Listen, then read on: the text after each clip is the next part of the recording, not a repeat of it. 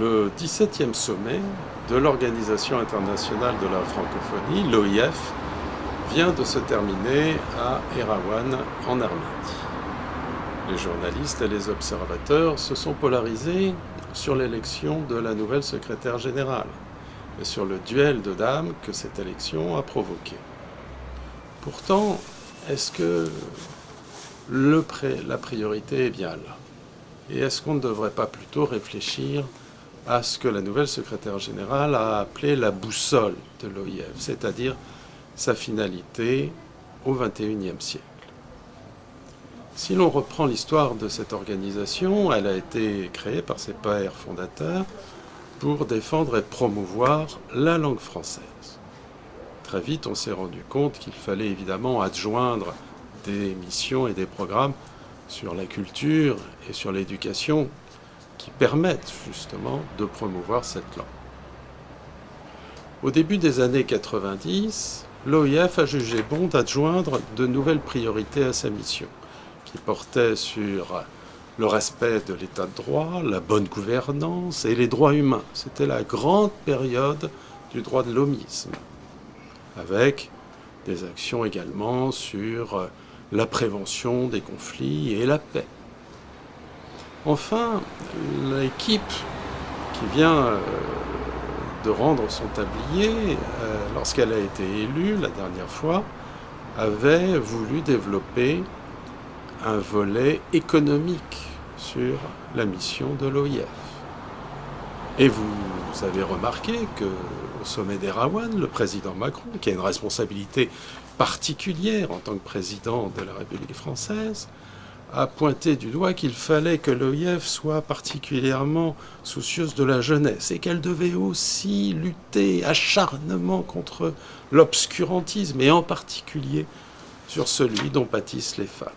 Enfin, cerise sur le garba, la nouvelle secrétaire générale a quant à elle indiqué que, de son point de vue, les priorités de l'OIF allaient maintenant être polarisées sur l'émigration et sur le changement climatique. Ouf, n'en jetez plus, la calebasse est pleine. À lire ou à entendre cette accumulation de priorités, cette avalanche de programmes, de missions, de finalités, on se rend bien compte que l'OIF se veut maintenant une sorte de condensé de l'ONU, de la CNUSED, du HCR, de la Croix-Rouge, de l'UNESCO, à elle toute seule. Et qu'en fait, elle a effectivement perdu sa boussole, c'est-à-dire le sens de sa mission. C'est le propre de toute organisation qui, pour survivre, s'invente des activités. Prenez par exemple l'exemple suivant. Nommez dans n'importe quel pays, en Côte d'Ivoire comme en France, en Colombie comme un pays asiatique, nommez un délégué à la qualité de la mousse du verre de bière. Ou encore nommez un conseiller à la prévention des ongles incarnés et installez-les dans chaque région. Eh bien, vous remarquerez que au lieu de reconnaître la vacuité de leur poste et l'inanité de leur fonction, ils vont immédiatement, les uns comme les autres, décider qu'il faut qu'ils commencent par faire un état des lieux. Et que donc, ils vont faire un diagnostic. À l'issue de ce diagnostic, ils feront des préconisations, et ces préconisations seront rassemblées dans un rapport qui sera étudié en commission. Ensuite, ils vont se rendre compte que il est bien vain de vouloir intervenir dans leur coin, dans leur région, sans se coordonner. Et donc, il va falloir mettre en place une organisation interrégionale de coordination qui nécessitera évidemment des moyens, des locaux, du personnel, du matériel, etc. Et quand celle-ci se réunira régulièrement, toujours pour continuer à exister, elle dira et elle avouera que il est bien illusoire de vouloir faire une politique nationale de prévention de l'ongle incarné ou de respect de la norme de qualité de la mousse de bière sans se rendre compte de ce que font les autres pays qui ont peut-être déjà avancé sur ces sujets. Et donc, elle enverra des missions, des délégations, en Tchéquie pour la mousse de la bière, au Japon pour les ongles incarnés, afin de se coordonner et se concerter avec les responsables de ces pays.